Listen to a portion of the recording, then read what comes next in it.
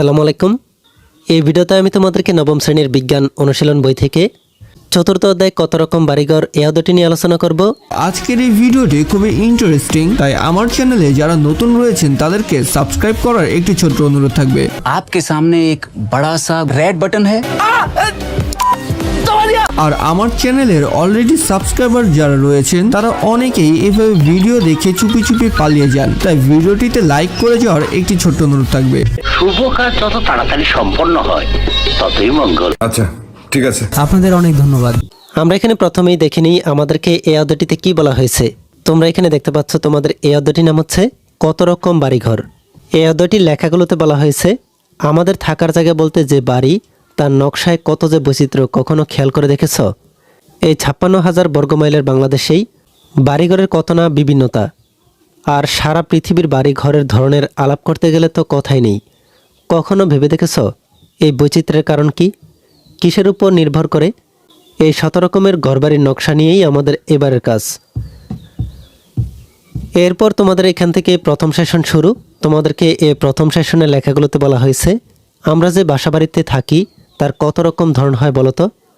তোমাদের শহর বা গ্রামের সব বাড়ি কি একই রকম? আবার বাংলাদেশের সব এলাকার বাড়িঘর কি একই রকম? তাহলে তোমাদেরকে এখানে এই লেখাগুলোতে বলা হচ্ছে আমরা যে বাসাবাড়িতে থাকি তা কত রকম ধরন হয়, শহর বা গ্রামের সব বাড়ি কি একই রকম কিনা, আর বাংলাদেশের সব এলাকার বাড়িঘর কি একই রকম কিনা। তোমাদেরকে এখানে প্রশ্ন করা হয়েছে, এই প্রশ্নগুলোর উত্তর তোমাদেরকে করতে হবে। তোমরা কিভাবে এই প্রশ্নগুলোর উত্তর করতে পারো আমি তোমাদেরকে তা একটি নমুনার মাধ্যমে দেখিয়ে দিচ্ছি। তাহলে তোমাদেরকে প্রশ্নে বলা হয়েছিল আমরা যে বসত বাড়িতে থাকি তার কত রকম ধরন রয়েছে। এই প্রশ্নের উত্তরে তোমরা লিখতে পারো আমরা যে বসত বাড়িতে থাকি তার ধরন একই রকম নয়। এক দেশের সঙ্গে যেমন আরেক দেশের বাড়িঘরের ফারাক আছে, তেমনি দেশের ভিতরেও এক এক অঞ্চলে দেখা যায় এক এক ধরনের বাড়ি।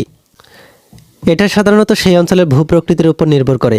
যেমন বাংলাদেশের শহর অঞ্চলে ইটের দালান ঘর, গ্রামীণ এলাকায় খড় ও মাটি তৈরি ঘর, পাহাড়ি এলাকায় মাচার উপর বাঁশ বেত ছন দিয়ে ঘর তৈরি করে। এরপরে এই প্রশ্নের আরেক অংশে তোমাদেরকে বলা হয়েছিল আমাদের শহর বা গ্রামের সব বাড়ি কি একই রকম। এই প্রশ্নের উত্তরে তোমরা লিখতে পারো আমাদের গ্রাম বা শহরের সব বাড়ি একই রকম নয়। গ্রামের অধিকাংশ বাড়ি খড় মাটি বাঁশ টিন ইত্যাদি উপাদান দ্বারা তৈরি হয়। অন্যদিকে শহরের বসতবাড়ি ইট কাঠ এবং কংক্রিটের তৈরি বহুতল ভবন হয়ে থাকে। এরপরে প্রশ্নে তোমাদেরকে বলা হয়েছে বাংলাদেশের সব এলাকার বাড়িঘর কি একই রকম। এই প্রশ্নের উত্তরে তোমরা লিখতে পারো বাড়িঘরের ধরন প্রধানত ওই এলাকার পরিবেশ ভূমিরূপ এবং সহজপ্রাপ্য উপাদানের উপর নির্ভর করে। দেশের এলাকাভেদে বাড়িঘরের ধরনে ভিন্নতা দেখা যায়। এরপরে তোমাদেরকে এখানে বলা হয়েছে এই শিক্ষণ অভিজ্ঞতার শুরুতেই চলো খুঁজে দেখা যাক কত রকম বাড়ির নকশা আমরা আসলে দেখি। এরপরে তোমাদেরকে বলা হয়েছে 5-6 জনের ছোট দলে ভাগ হয়ে যাও, সবাই মিলে আলোচনা করে দেখো কত ধরনের বাড়ি তোমরা দেখেছ। দলের সবাই নিজেরা আলোচনা করে এক একজন এক এক রকম নকশা এঁকে দেখাতে পারো। তাহলে তোমাদেরকে এখানে বলা হচ্ছে তোমরা 5-6 জনের একটি ছোট দল হওয়ার জন্য।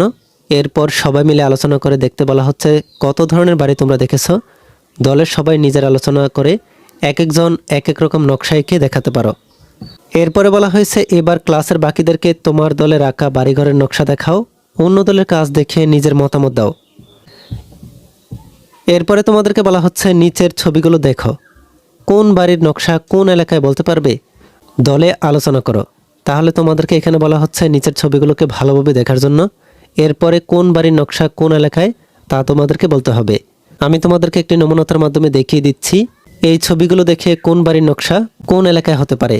তোমরা এখানে এই প্রথম ছবিটিতে দেখতে পাচ্ছ চিত্র 1-এ যে বাড়িটি রয়েছে সেটি পাথর এবং খড়ের তৈরি। এই ধরনের ঘরবাড়ি দক্ষিণ ইউরোপে সবচেয়ে বেশি লক্ষ্য করা যায়।